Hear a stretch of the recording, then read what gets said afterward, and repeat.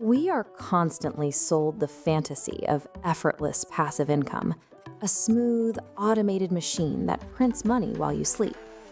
But if you look closely at how historical fortunes are actually built, that illusion starts grinding entirely to a halt. John D. Rockefeller didn't automate a side hustle. He built a monopoly so vast, he personally controlled 90% of all U.S. oil, becoming the first American billionaire in the process. Look at the sheer, brutal scale of this operation. You don't accumulate this level of physical and economic dominance by looking for easy life hacks.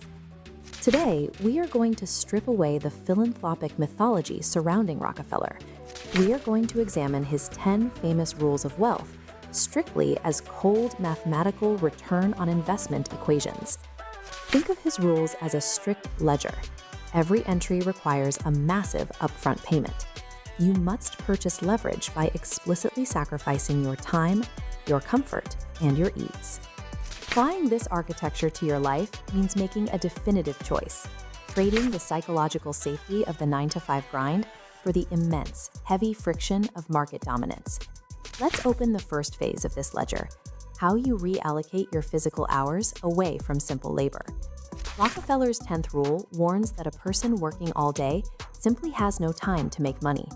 To act on this, your input requires carving out unpaid, exhausting hours outside of your daily job to research assets and build entirely new systems.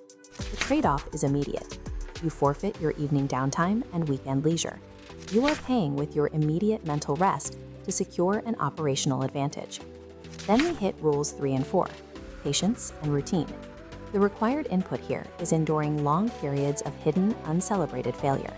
You have to pour energy into dry wells, day after day, while nobody is watching or applauding your effort.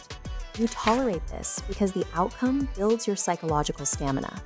You are forging the resilience necessary to execute when a viable opportunity finally surfaces. And when it does, Rule 2 applies. Do the common things uncommonly well.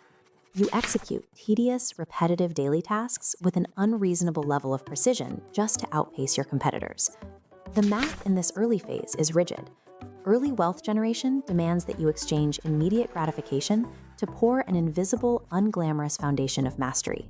Once that foundation is poured, scaling your influence extracts a heavy tax on your social and psychological comfort. Rockefeller's 9th rule states you must drop the good to go for the great. The required input is intentional disruption. You have to walk away from a stable career, an easy relationship, or a familiar city. You lose your immediate safety net. The trade-off is accepting the high-stress reality of operating without a backup plan. Next is Rule 8, managing your business ties. You must construct networks based on commercial growth rather than emotional comfort. Friendships built on business survive. Businesses built on personal friendships rarely do. Rule 7 dictates how you handle your reputation. Establishing market trust requires you to suppress your defensive ego. You have to rigorously audit your own actions, listen to brutal feedback, and adapt your behavior without taking it personally. Even your motivation requires an audit under Rule 6. Massive wealth is a byproduct of solving large, unaddressed problems for society. If your only goal is stacking a bank balance, you will burn out before you hit scale. The trade-off here is passing up quick cash grabs and temporary shortcuts, so you can invest deeply in long-term value creation. Expanding your business leverage proves a difficult truth. Your ego and your social comfort are expendable currencies. You have to spend them to scale. That brings us to Phase 3, the end game of acquiring capital and deploying it exactly when it hurts the most. Rule 5 demands strict control of your wealth. This means aggressive lifestyle deflation. You only spend based on strict necessity, severely managing expenses to stockpile investable cash. The psychological cost here is total indifference to societal pressure.